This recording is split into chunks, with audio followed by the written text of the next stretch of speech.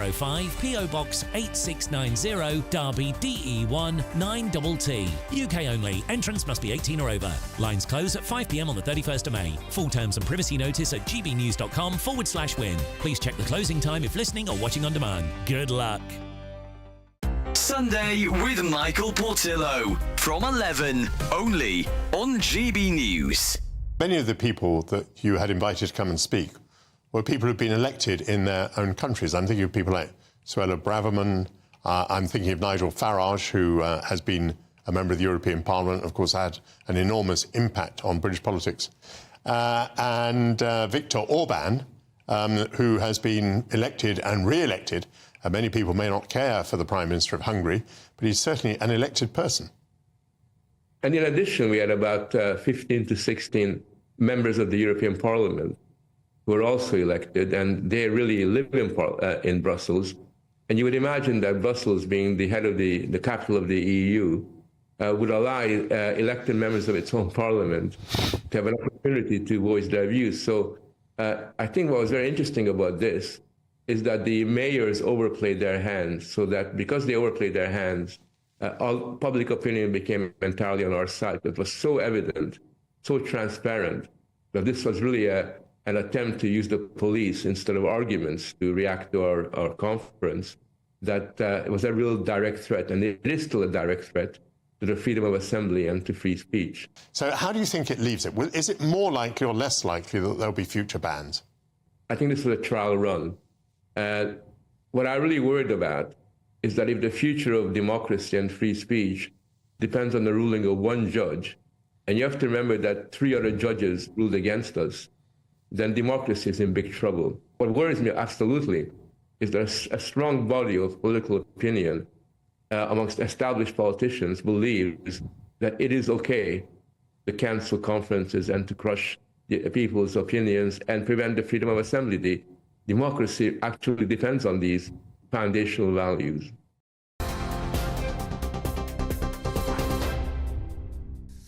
It's 11 o'clock. I'm Aaron Armstrong in the GB newsroom. New Labour MP Natalie Alphick's been accused of lobbying ministers in an attempt to interfere in her former husband's sexual assault case. Then Justice Secretary Sir Robert Buckland alleges she asked him to move the 2020 trial of Charlie Alphick to a lower-profile court, apparently to spare him public scrutiny. Ms Alphick ended the marriage when her husband was convicted of sexually assaulting 2 women and jailed for 2 years. A Labour Party spokesperson says she totally rejects the characterisation of the meeting. Ms Alphick defected from the Conservatives to Labour last week. A ban on jobs dedicated to equality, diversity and inclusion in the civil service has been announced. Writing in the Sunday Telegraph, Cabinet Minister Esther McVey claims public money is being wasted. She's described as woke hobby horses. Under the new plans, there will be no more devoted inclusive jobs in Whitehall, outside HR, and no more staff working solely on diversity-related projects. Ms McVey said the amount of staff time taken up by diversity programmes was, quote, a major concern. United by music, that is the Eurovision slogan, but the build-up to tonight's final has been anything but that, amid allegations inside the arena and protests outside. The Netherlands entry, Joost Klein's been disqualified. The Dutch broadcaster says it was over a threatening movement he made towards someone who was filming him, someone from the production team, reportedly against his wishes. Ireland's entrant, Bambi Thug, has accused the Israeli broadcaster Khan of repeatedly breaking the rules regarding its commentary towards their act during the semi-finals. And the French artist Slimani's broken Eurovision rules on making political statements by making an on-stage speech calling for peace during the rehearsals. Well, pro-Palestinian demonstrations have been gathering outside the arena. This was earlier. They were protesting about Israel's participation. They were heard shouting "Free Palestine" and shame towards fans heading into the venue. Several protesters, including the activist Greta Thunberg, were forcibly detained and taken away by police. Tens of thousands of Palestinians have been fleeing Rafah in anticipation of an expected Israeli assault on southern Gaza. Long lines have been seen on the roads leading out of Rafah, with people carrying possessions and taking any mode of transport available. They've been told to move to a so-called expanded humanitarian zone on the west coast. It's prompted fears of a wider invasion of Rafah, despite calls for restraint from the US, the UK, the United Nations and humanitarian organisations. Elsewhere, residents in northern Gaza have also been told to evacuate, signalling fresh offensives against Hamas months after the IDF declared victory in the area. 17-year-old boys died after getting into trouble while swimming in the town of Wellingborough. Ronald Abele was recovered by rescue crews yesterday after reports that he got into difficulty in open water at the embankment. And Northamptonshire police say it was a tragic incident and Ronald's family have requested privacy at this very distressing time. Finally, British holidaymakers heading to Mallorca or Ibiza this summer may have to rethink their plans, or at least their alcohol consumption. Authorities on parts of the Balearic Islands are trying to crack down on excessive drinking and boozy behaviour in some of the tourist hotspots by banning off sales of alcohol from 9:30 in the evening to 8 a.m. Authorities have also banned party boats from sailing within 1 nautical mile of certain destinations.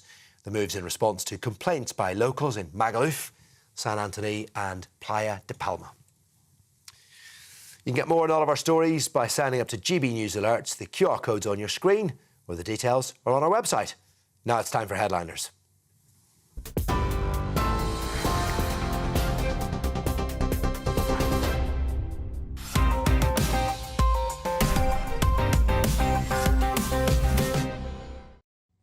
Thank you, Aaron. Hello and welcome to Headliners. I'm Leo Kerrs, taking you through Sunday's top stories for the next hour. And I'm joined tonight by the People's Gammon, Paul Cox. Hello. And the People's Karen, Cressida Wetton.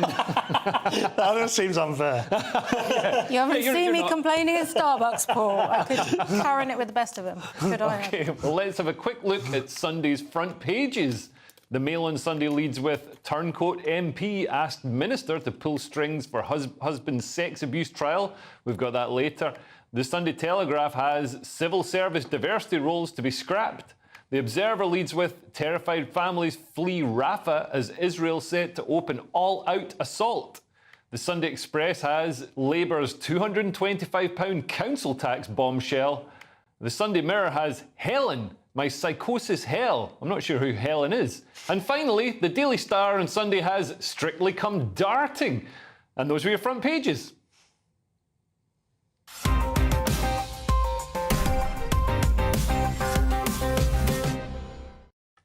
And let's have a closer look at those front pages, starting with the cover of the Sunday Telegraph, which has that story about diversity hires being scrapped, Paul. Yeah, civil service diversity roles to be scrapped. Huzzah!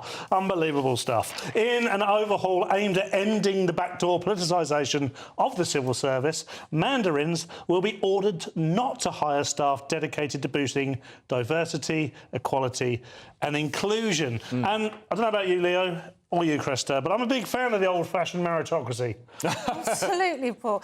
I went to see a guy called Alex Edmonds doing a sort of book tour. This is a guy who's written a book called May Contain Lies. And he's an academic who's looked into whether or not DEI really benefits companies. And he had a lot to say about cognitive diversity, meaning not people in different colours and, like, what do people think, you know? Yeah, diversity of thought. Can you imagine? I mean, there's none here, but we are a minority. We're doing well to have some thought. Yeah. But, I mean, you know, I was a diversity hire, of course, because I'm half man, half pig. Mixed bacon, if you will. But, you know, I won't be sad to see the end of it, just because it seems so forced. Yeah. But it doesn't, by the way, it doesn't credit anyone. But, Paul, this is just an end to explicit diversity roles, which, you know, they've done an investigation. They found those roles, just paying the salaries of those roles, cost £27 million. People might say, well, that's not a lot, but what those roles tend to do is then get in the way of the efficient, smooth operation of the rest of the organisation. Because, you know, as you both pointed out, you can't hire on ability or meritocracy anymore. You've got to hire according to diversity to ensure, you know, there's equal representation. And, you know, straight white men are often bottom of the pile. Not that I'm aggrieved about that, but Bloomberg, the business news place, did a survey, and they found that of all the jobs created in America since the BLM activist stuff kicked off, only 6% went to straight white men, which is quite... It's bad news for all of us, though, isn't it? Because at the company level, they scream and shout about their prejudices and say, we're trying to hire diverse people. Yeah. And then at the individual level, they say, no, this person definitely earned their place. And they can't both be true. And so what's really happening is we might be missing out on some cracking hires. Yeah. And we might be seeing, the sort of competence crisis starting to happen. We see with Boeing, which has made a big song and dance about, its diversity and inclusion. The planes are now falling out of the sky because they're not hiring based on ability. Please, Boeing, give us the best engineers and pilots. That's all we ask for. I couldn't care what colour they are. Yeah, if the purple ones are good, employ them. Yeah, it doesn't matter with a Disney show, because a Disney show can't fall out of the sky and kill 300 people. So, yeah, OK. Moving on, Cressida, what have the Observer got in the front cover? The Observer has terrified families free Rafah as Israel set to open all-out assault. So another, this is ongoing. This is people fleeing from the north, from the Rafah crossing. So 150,000 have now fled. But, so some people are saying, are Israel going to start backing off because this is no longer looking... Well, it never was. It's not looking good to the rest of the world. But absolutely not. Netanyahu's saying, we'll stand alone, we'll fight with our fingernails. Yeah. He's not backing down. They do have better weapons than that from America. So... I mean, it's a harrowing image, that's for sure, specifically chosen there by The Observer. Ooh, The Observer. What a grown-up newspaper. However, there was a lot of notice given. So there is, to add some balance to this, there is a reason why hundreds of thousands of people have been able to flee. Now, I'm not suggesting for a minute that this is good, but we didn't let the people of Dresden know that we might be blowing them to smithereens. Yeah, I mean, the IRA used to give a phone call. Which this seems to be like. But I mean, the military operation has unarguably, not gone to plan and not been perfectly executed. I mean, Hamas still aren't destroyed. I mean, I assume they've got this notice to move out of Rafah, so it's going to be difficult to kill Hamas if they attack Rafah now. The hostages haven't been recovered, not all the hostages. And also world opinion has turned against Israel, and even staunch allies such as America are now, I think they delayed an arms shipment. Yeah, they've just held back 3,500 bombs because he's not backing down. Yeah. So, yeah. Well, there is a war of optics, isn't there? And Netanyahu's definitely losing that war. And in geopolitics, optics are, 90% of everything. Yeah, and also Hamas know this, so they use Palestinians as human shields. They put their weaponry, the rockets, under hospitals, under schools, which is a really, callous and cynical way of ensuring that Palestinians get killed, civilians get killed. So then they've got the horrific images to parade in front of the world and say, look what Israel's doing, when in fact Hamas are responsible.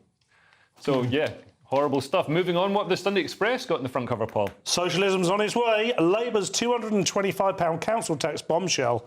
So this is Angela Rayner's French-style plan to boost union rights will hurt families, according to the Sunday Express. But it won't hurt her because she says her brother lives there, so she doesn't have to pay it or something. Yeah, she doesn't actually live there, Leo.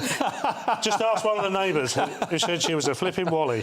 Labour's pledge to boost trade union rights would cost the average householder an extra £225 per year, this report warns. On the plus side, we might get some train strikes. Yes, I mean, essentially this is about levelling up and introduction of legally binding pay levels. So, back to the good old days in the late 70s before they turned off all the power. Right. So this is going to ensure that public sector people get paid more. I don't want that.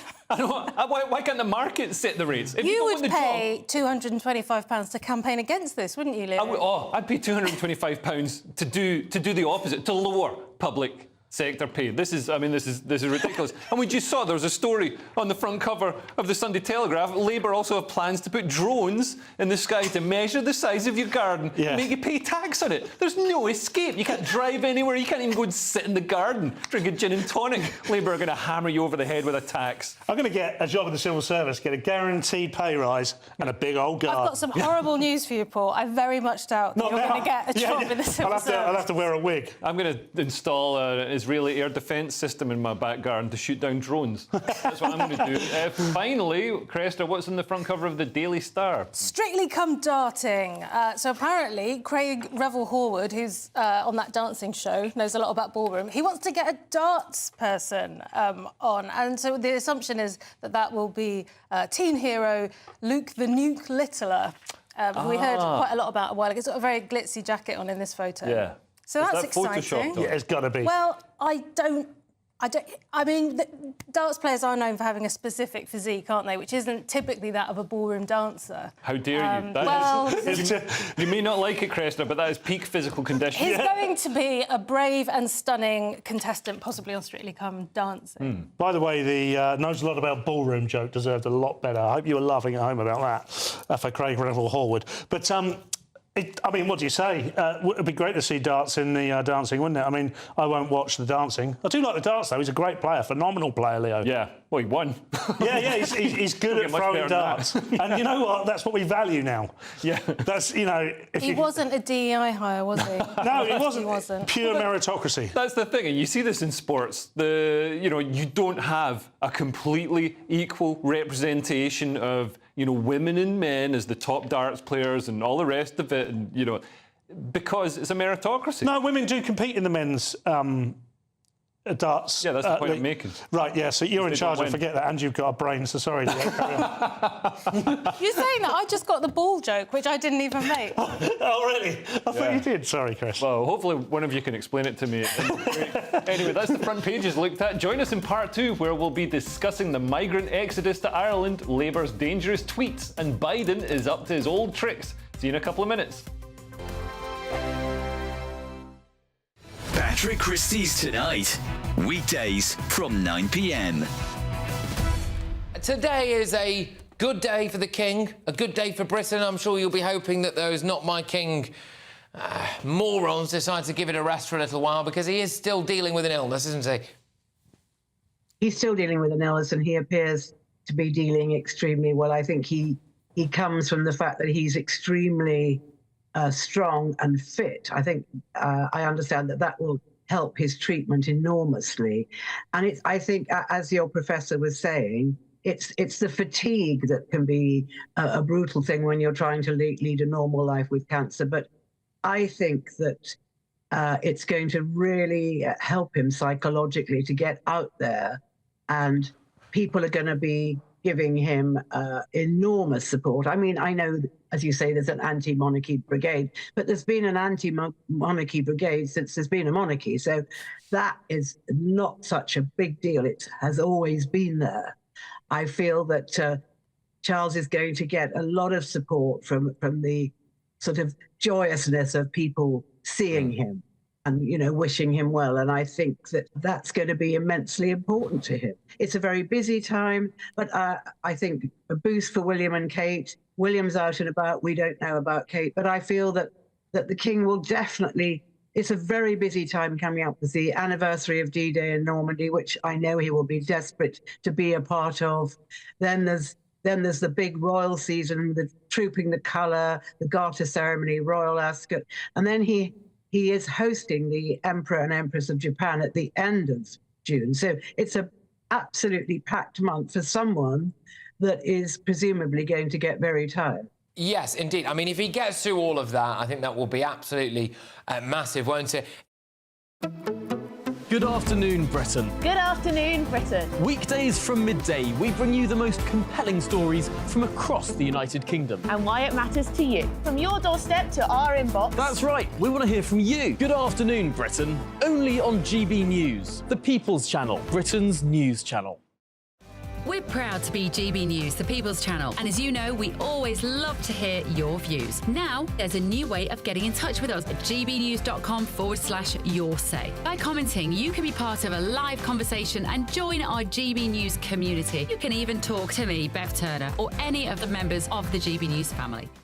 If you want your news to be straight talking, this is a nightmare for the Conservatives again. Down to earth. It's not just Nottingham where this is happening, is it? And most importantly, honest. Hard-working, middle-class taxpayers, they'll get their book thrown at them. Then catch me, Martin Daubney, Monday to Friday, 3 till 6 p.m. on GB News, Britain's news channel.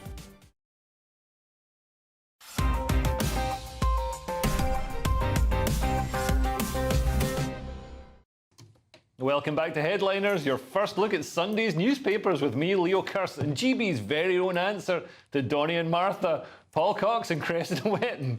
Who are Donnie and Martha? I don't know. I've got no idea. Should we let COVID I know, it's the reindeer, baby reindeer. Oh, yes, I've not seen it yet. People see. keep telling me I should watch that.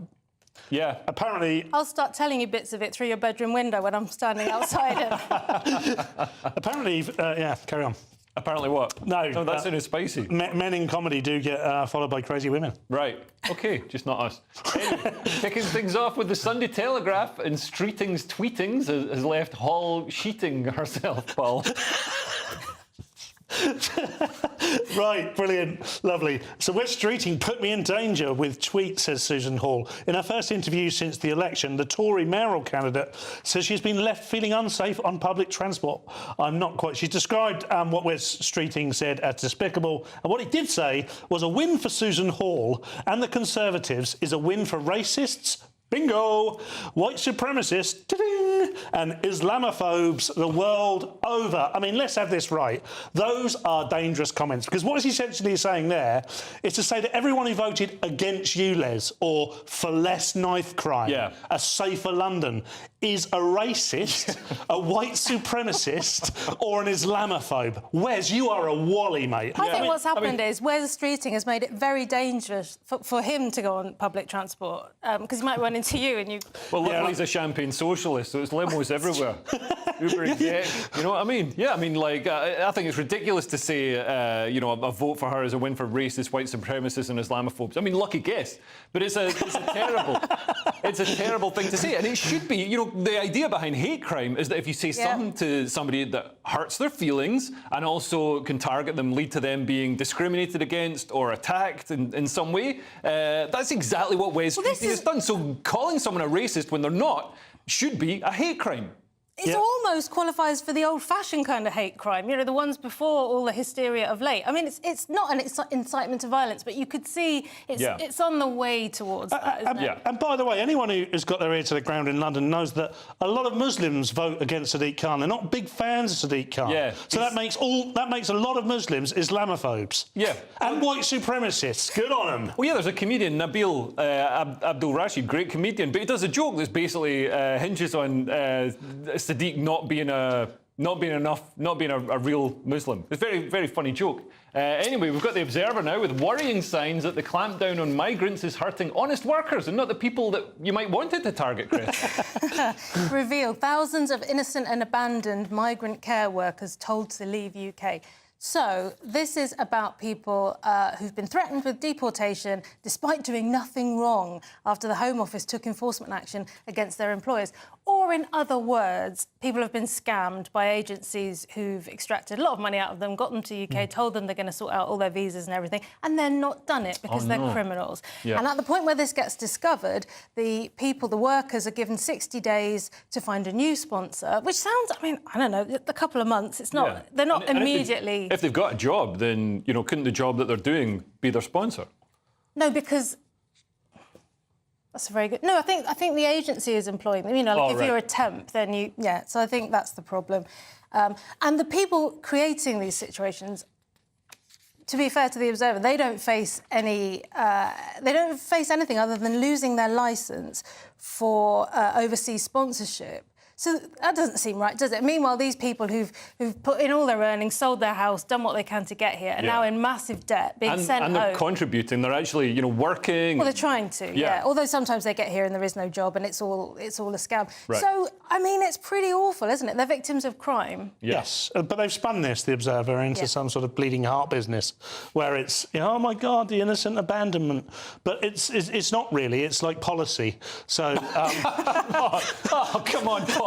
We don't need rules. Come, look at the photo. Look at the photo. Everybody's crying. Yeah, I know, mate, but that's the rules, isn't it? You know, if you haven't got an employer that's sponsoring you, you haven't got an employer that's sponsoring you. Yeah. And, you know, whilst Cresta's absolutely right, and I do feel for these people, I just love the way the Observer spin this stuff, like they've got 14-year-old girls writing it. Yeah, but they actually do, because they don't have to pay them as much. Yeah, that's what I've heard. But, yeah, no, we do need rules. And it's like that meme that says, you know, here are 10 photographs that will, you know, make you want to rip up border control and have no rules and descend into some sort of anarcho.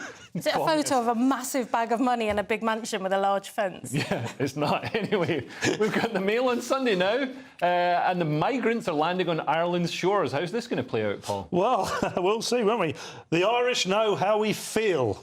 Migrants hope for warm welcome as they land on Ireland's shores due to Emerald Isle's own migration history, and say they prefer it to be to the UK in case they are sent to unsafe Rwanda.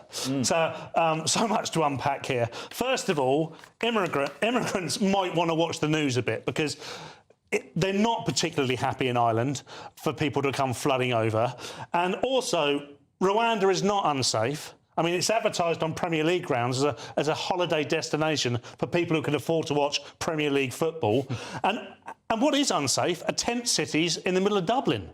So what we've got here is a load of old waffle, really, because and I can't imagine which migrant that they were interviewing, or which group of migrants they were interviewing, because I can't imagine they're sitting there going, "Way, going to Ireland, it's going to be fantastic over there, way!" And that's not happening. That's just not happening. They've got exactly the same problems. In fact, they've got bigger problems because they're still part of the EU. But their policy is certainly more, or seen as more welcoming than the UK's. It's pretty clear that the tide is turning in the UK, and a previously open borders country is now going to exercise a certain amount of control and probably restrict migration by 0.5%. But in Ireland, it's still seen as welcoming everybody, and also there's more benefits. As Paul said, it's not going to be for long, is it? There's already this suspected arson attack at a site where migrants are going to be housed. Yeah. I mean, that's... the actual people, the Irish people aren't not loving keen, it. a lot of them, and they're not, unlike British people who've had any sense of spirit beaten out of them, and are now afraid of being called racist. If they say anything at all, the Irish people are in the streets. They're protesting. Well, this is it, isn't it? They still have their Paddy's Day celebrations in a way that's completely different to our St George's Day. It was celebrated the world over, and there was footage recently, wasn't there, of Irish people saying Ireland is for the Irish and we're not having it, which you wouldn't hear. And they talk about it as if all the Irish are migrants. What they forget is the Irish migrated out of Ireland. Yeah, they didn't stay there. They migrated out, and you don't need to bring all that back up, potatoes and such forth, but this story doesn't make a lot of sense. The more you dig into it, the more you realise it's just nonsense, and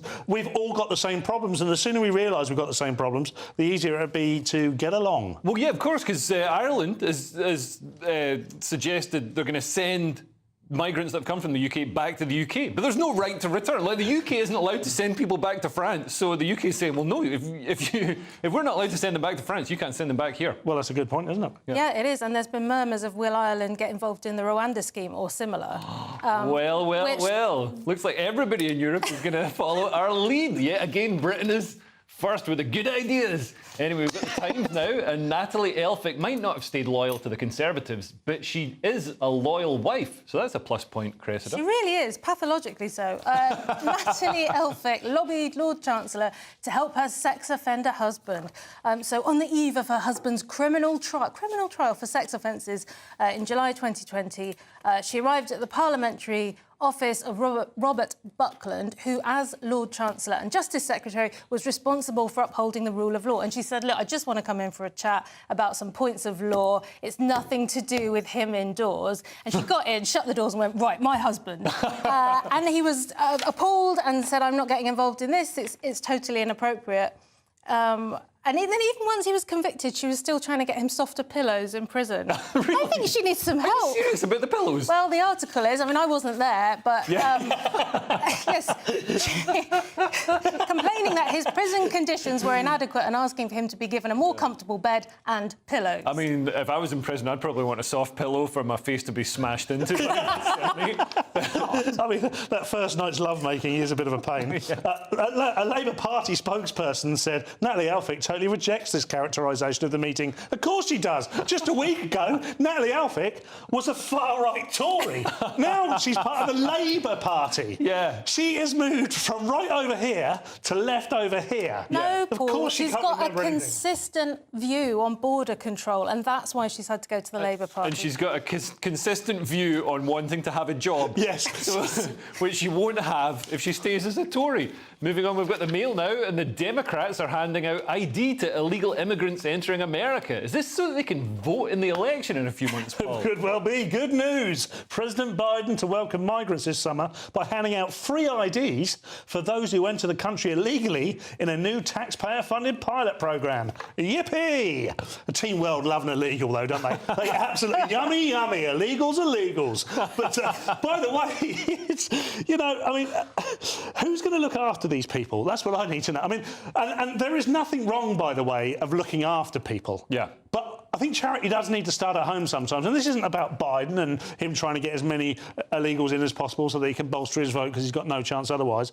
This is across the world, team world, and the way they want to politically run the world with open borders just doesn't take into account that you've already got problems. Yeah. So you're just adding to them. It doesn't matter what colour the jelly beans are. If you put too many jelly beans into the pot, there are too many jelly beans for the pot, Cresta. Aren't they just giving jelly beans a different name?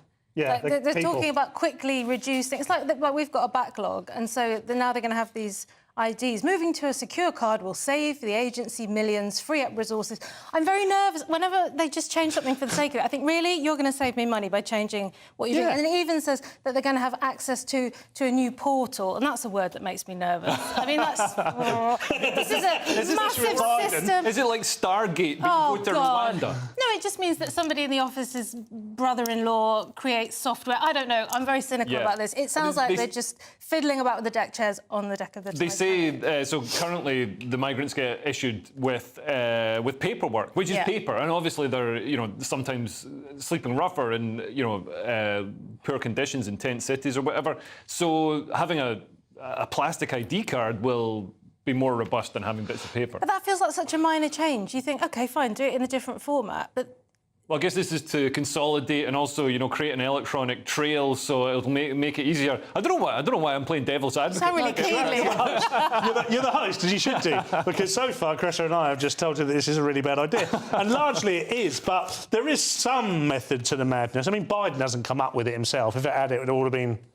Well, goodness only knows what they've been talking socks and... Talking OK, that's it for part 2. But coming up in part 3, we'll have Islamic feminism is a new thing, drink spiking, which is unrelated, and more Eurovision turmoil. Don't go away. Hello there, welcome to your latest GB News weather forecast from the Met Office. Looking ahead to tonight, most of us it should be dry. And that gives us another opportunity to see the northern lights. So at the moment we have got high pressure clinging on, but that will move towards the continent as we go through the next few days, heralding a change to the weather. But before we get there, plenty of clear skies tonight away from the eastern seaboard. So yeah, an excellent opportunity to see the northern lights, especially across more northern parts of the country. And despite the clear skies, it's going to be a mild night for most of us. Temperatures in towns and cities firmly in double figures. So for most of us, a bright start on Sunday morning. Quite murky across some northern and eastern areas, but the low cloud will gradually burn its way back towards the North Sea. Showers breaking out fairly early on across parts of Northern Ireland, and then as the day goes on, parts of Scotland, Wales, England, down towards the very far southwest, seeing a few thunderstorms developing. Some of these will be torrential. Warnings are in force as we go through the course of Sunday. In the sunshine, though, temperatures reaching 27 degrees. But then on to Monday, another band of rain moves in from the southwest. It takes a fair time to get anywhere further north than Wales in the southwest. So for the rest of us, it's a day of sunny spells and scattered showers. That sets us up for a fairly changeable middle part of the week, with temperatures returning to something a little bit near normal for the time of year. In the GB newsroom, we bring you the news as it happens. With our team of dedicated journalists across the UK, GB News brings you accurate reporting of the day's topical agenda. When the news breaks, wherever and whenever it's happening, we'll be there. This is GB News, the People's Channel, Britain's news channel. I'm Arlene Foster on GB News, Britain's news channel. Sunday nights on GB News. From 6, Neil Oliver. At 7, it's Free Speech Nation with Andrew Doyle. At 9, Mark Dolan. And at 11, get set for the week ahead with headliners. Tomorrow's papers tonight. GB News, the People's Channel, Britain's news channel. I'm Jacob Rees-Mogg, and this is GB News, Britain's news channel.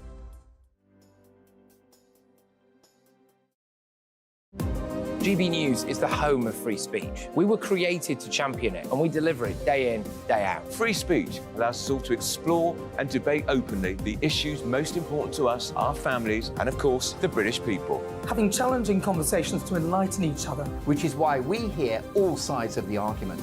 We are the People's Channel. We will always stand by the freedom to express yourself. On TV, radio and online. This is GB News, Britain's news channel.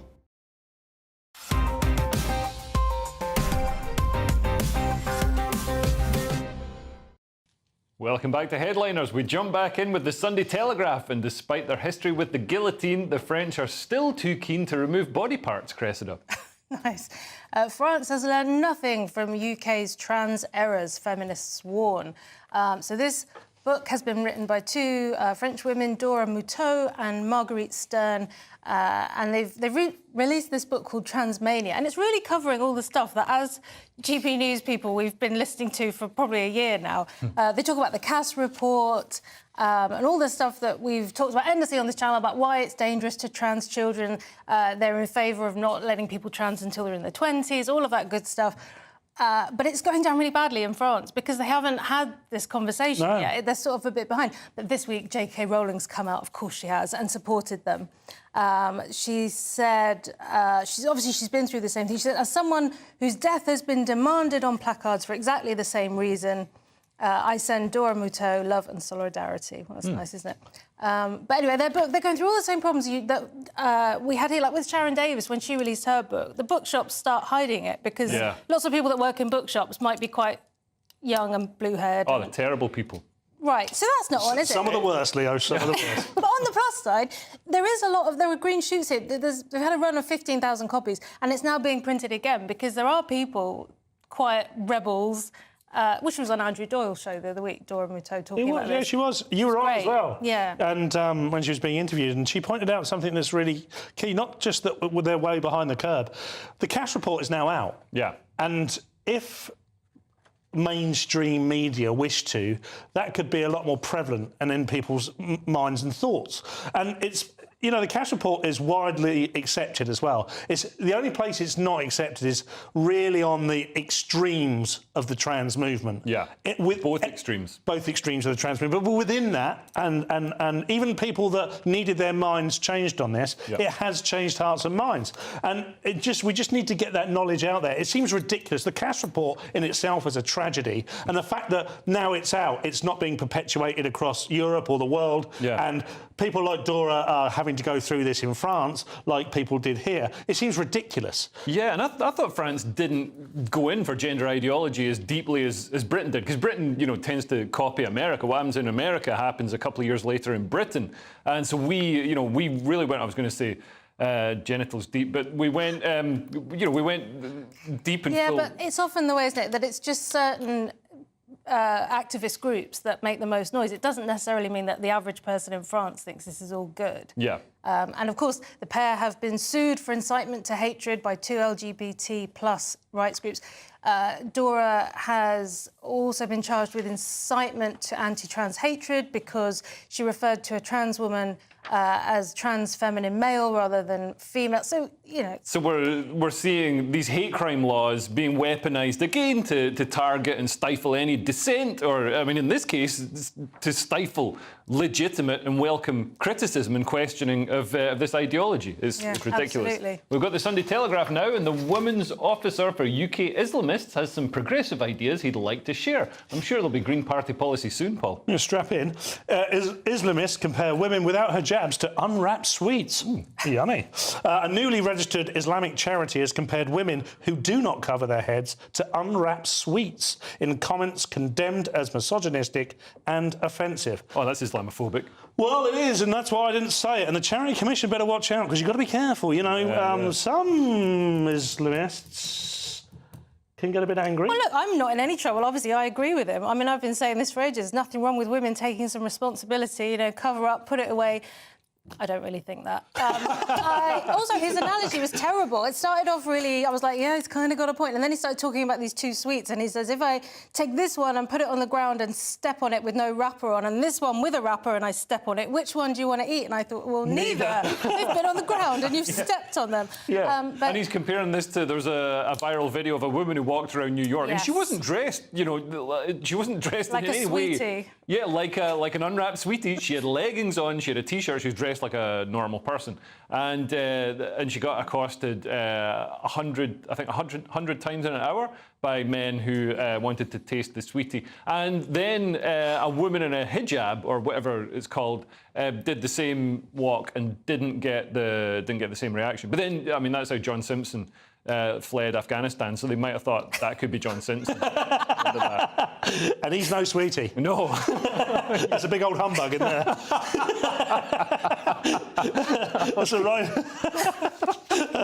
Forgive me.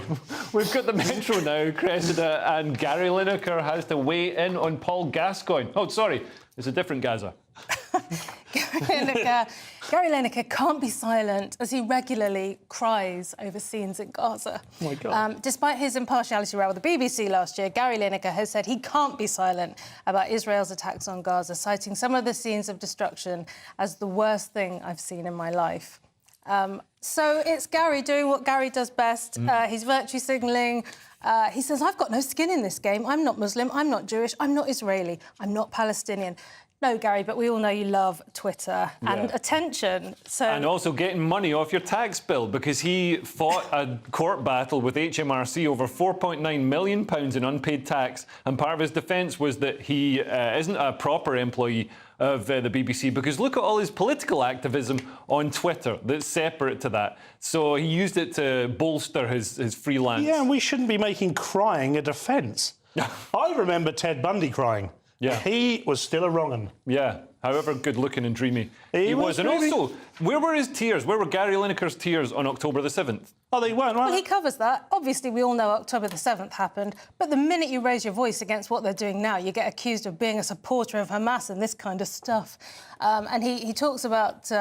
he says, we all know that the history of this area of the world goes way back before October the 7th. I'd love to hear Gary Lineker giving a Middle East history lecture. I think that would be really enriching. Because he knows how to say Nazis. Yeah. And he doesn't seem to see the correlation between what's going on with the Hamas and the Nazis. So he's going to get to that point in history, and it'd be like one of those. It'd be like Spider-Man, won't it? Whether which one? Because he's just going to go, oh my God, they're all the same. Yeah. I'm on the wrong side of history. Yeah. We're looking forward to that moment. On to the Mail on Sunday now, Paul. And thousands of British men are wasting perfectly good drugs by putting them in other people's drinks. Outrageous stuff. Nearly 1 million people's drinks were spiked in Britain last year. Instances of the offence have surged by 13% nationally, with over 114 reports of spiking every month in London alone. So this was a survey by DrinkAware of more than 10,000 people, and it said that 2.2% were reported to have their drink spiked within 12 months. That doesn't sound a lot, but if you extrapolate that out across the nation, that's 900,000 people. So I think it does. If I was in a nightclub and you told me that 2 in every 100 people in here have been spiked this year, I'd think, that's not good. Well, it's harrowing stuff. I hate these. Honestly, reading this makes me just rage. I hate these people. They're scum. Castration is... Let's face it, right? There aren't many women going around spiking men. They just had their drink spiked, Paul. Yeah, but to be clear, it says there's male victims as well. There are male victims, and we know that there are. It's to do with theft. It's not... But it is also largely about sexual offences. But just castrate them. Right. OK.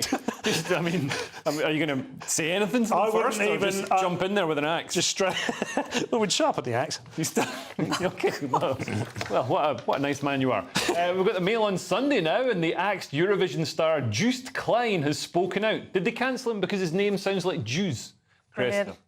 Shamed Eurovision star Joost Klein hits back after song show axe. Rapper denies touching camera woman as he is investigated by police, and Dutch TV says boot will upset millions as a 175,000 sign petition And as usual with the Daily Mail, I have pretty much told you the whole story there. There's not a lot left to say.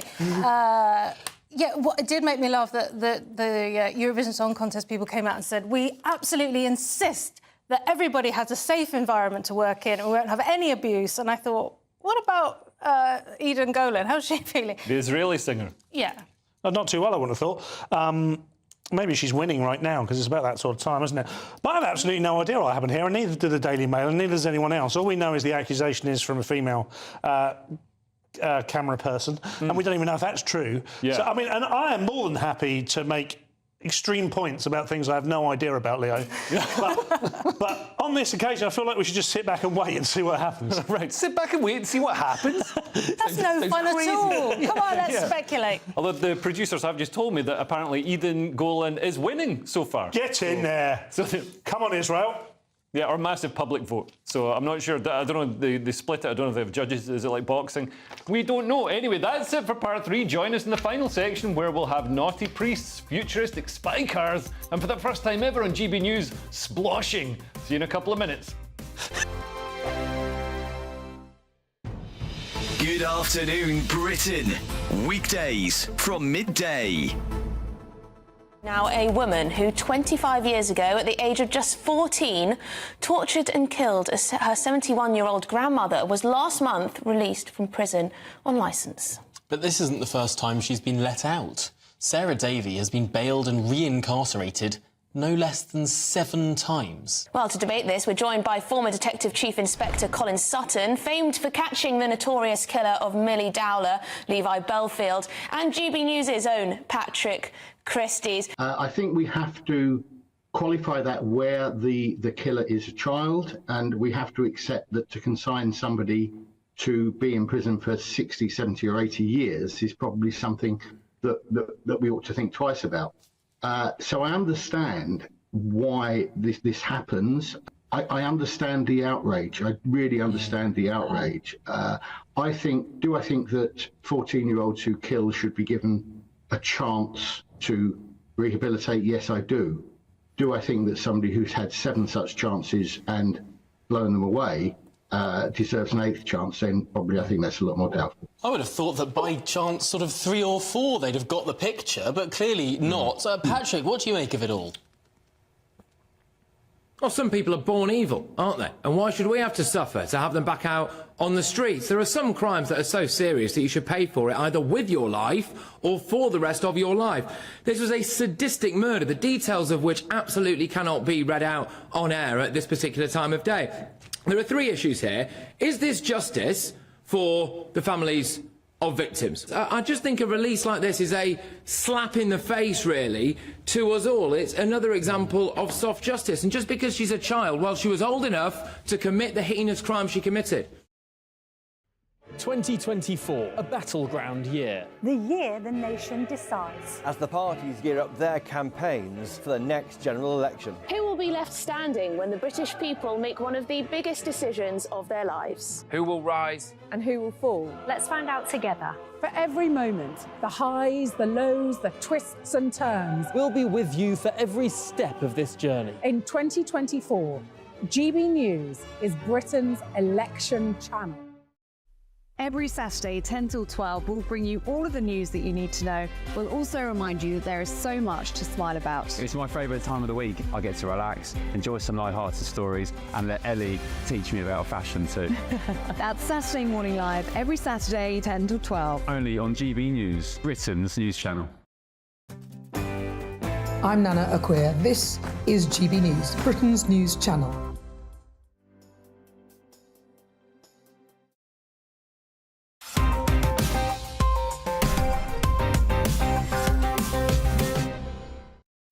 Welcome back to the final section of Headliners. We've got the Metro now and a story about a woman who gets paid £100 to pour custard on herself. If Paul got paid every time he spilt a dessert on his lap, he'd be minted. And also chocolate chipped. I pay women £100 a week to pour custard on themselves. I'm a splosher. Yeah, but tell us what the story is, Paul. That isn't me. So, 1 minute, beloved TV presenter Anthea Turner looked pristine in her black jacket and trousers on an episode of Noel's House Party. The next, she laughed and gasped, and a yellowy-green gunge covered her from head to toe. And I was, there is no other way to put it, aroused. Paul, again, I'm going to have to ask you to tell us the story. OK, I'll tell the story now. While I didn't know it then, I just discovered what would become a fetish of mine for years to come. Sploshing, Leo. Right. Sploshing. This term is generally describing a person who covers themselves or someone else in a usually wet and messy substance in order to achieve sexual stimulation or arousal. I can't look at Cressida. I can't think about Dave Benson Phillips. Most of my childhood was TV shows of people trying to win tokens to avoid getting sploshed. I didn't know it then, but that seems highly inappropriate Gunging. now. Yes, gunging. Yeah. It was called gunging, yeah. I'm impressed that this is based on watching Anthea Turner on TV. This is only in Britain could somebody develop a sexual fetish from watching Anthea Turner on TV. Do you remember Anthea Turner's photo shoot with the snake? Yeah. Yes. No, but Well, Google it when I get home. later, yeah.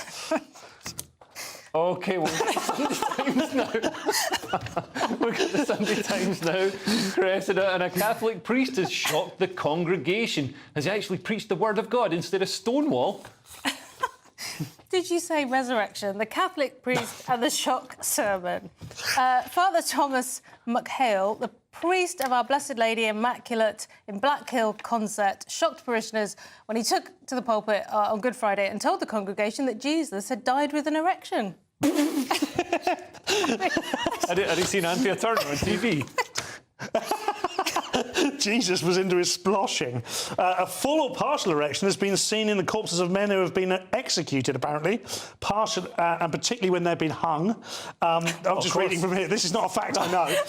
It's also been seen in men who have died with fatal gunshot wounds to the brain or spinal cord. So erection during death is nothing to be ashamed of. Do you know what? I bet they still get accused of bad behaviour. Yeah, it's not morning glory, is it? It's quite, it sounds like even in death, he is sexually harassing.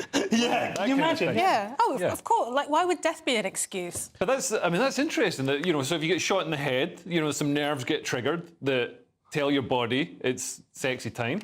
Well, that's just men, isn't it? I mean, it's like the least appropriate time. What do? They zone out and think about that. Yeah, and imagine you get hung on a bus. You know what I mean? Go over hung on a bus. Yeah, watching a YouTube video about Anthea Turner. Anyway, we've got iNews now, Paul, and a story about cars spying on us. If you buy a car from China, it presumably has more bugs than a French hotel mattress. Which store is that, by the way, sorry? This is the 17. Oh, my God. Look at this. It's a 1 and a 7. I don't have it here. Next one in the pile. Your car. I'm so sorry, people. This is a professional show. Your car may be spying on you and can expose what you did in a crash. From sat-nav routes to call logs, modern cars record vast amounts of data, which is proving invaluable to UK police forces. But campaigners warn of privacy risks as drivers rarely delete personal information. And you tend to use these things, don't you, just mainly to solve crimes, don't they? Yeah. The amount of crime that's been solved now, the acid attacker in London just this year, the reason we knew that he jumped off the bridge is because we saw him climb over the bridge off bus CCTV footage, but we never saw him climb back out. Right. Wow. Well, are you sure you're not a detective? So we knew he hadn't just gone... One more thing. It's like an episode of Frost. What I've just realised is I never actually had Story 17 ever. Good detective work. This happened before. We had a similar warning about this before, Cressida, with the Tesla cars, where people were watching. Apparently, there's so many cameras in them. People were watching and seeing all kinds of, marital infidelity and all kinds of stuff. And the downside is... So the downside is maybe some people want to keep that stuff secret. Yeah, no, it's terrible. It's terrible. They're feeding it all to the Chinese, aren't they, or something? I don't know. I mean, the kind of cars I've had, you're lucky if the window's open, so this isn't something that's ever bothered me. Sounds very fancy. It sounds like a tax on having a really posh car. Yeah. Well, yeah, I got into, not really road rage, well, somebody was angry at me a few years ago. I drove this old Polo, and he was shouting at me. He's all like, "Oh, get a better car," you know, and effing and blinding and stuff. And I reached over to wind down the window to say, "There's nothing wrong with my car," and the winder bit came off in my hand. And I was like, "Oh, maybe this guy's got a point." Anyway, on to the Metro now, and a story about ageing women's breasts. This is some low-hanging fruit, Cressida. I married a much older woman. Now her boobs are getting saggy and I want out. But tell us the story. Brilliant. Brilliant. It's about gravity, Leo. It's an inevitability. But anyway, this guy, he married a woman. It was only 4 years ago, and he thought he was in it for the long haul, and then he changed his mind. That's the gist of this. I mean, in sickness and in health, doesn't mention breasts, does it? Yeah, in 4 years. I mean, this is pretty ridiculous, and he's quite callous. I'm wondering if this is a real letter. Have you read some of the things he said? So he's in his 20s. He married a woman who's now in her 50s, so I guess early 50s, and he wants to leave her because her breasts are sagging. But the way it reads, it doesn't read like a real No, letter. he said her neck is quite wrinkly too, to the point that I bought her a couple of roll necks, which don't show the damage. As for her makeup, she may as well put it on with a. Right. Do you know what? I bet she bought him like loads of COVID masks just so she doesn't have to listen to this nonsense. Come on, grow up. I mean, get a divorce or don't. This is so silly. And also, men can also start sagging as well. Yeah. I'm not going to say where, but it's somewhere that likes to, adjust a lot. And yeah, OK. The show is nearly over, so let's take another quick look at Sunday's front pages. The Mail on Sunday leads with Turncoat MP asked Minister to pull strings for husband's sex abuse trial. The Sunday Telegraph has civil service diversity roles to be scrapped. The Observer leads with terrified families flee Rafah as Israel set to open all-out assault. The Sunday Express has Labour's £225 council tax bombshell. The Sunday Mirror has Helen, my psychosis hell, whoever Helen is. And finally, the Daily Star on Sunday has Strictly Come Darting. And that's it for tonight's show. Thanks to Paul and Cressida. And Headliners is back tomorrow at 11 p.m. with some other equally hilarious people. And if you're watching at 5 a.m, then stay tuned for breakfast. But for tonight, it's good night or good morning and God bless. That warm feeling inside from Boxed Boilers, sponsors of weather on GB News.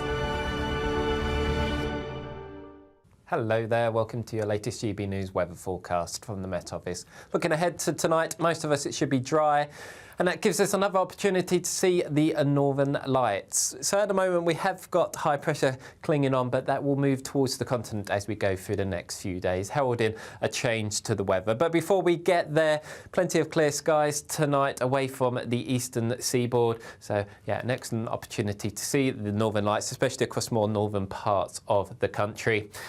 And despite the clear skies, it's going to be a mild night for most of us. Temperatures in towns and cities firmly in double figures.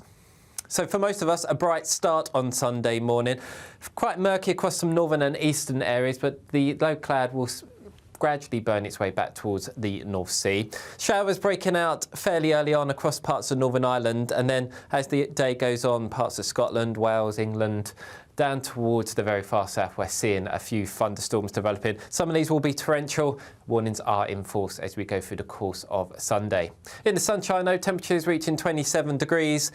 But then on to Monday, another band of rain moves in from the southwest. That takes a fair time to get anywhere further north than Wales and the southwest. So for the rest of us, it's a day of sunny spells and scattered showers.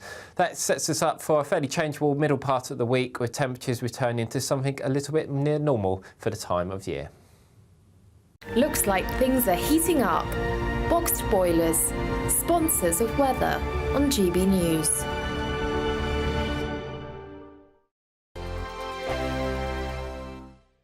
Don't miss your chance to win our biggest cash prize so far, a total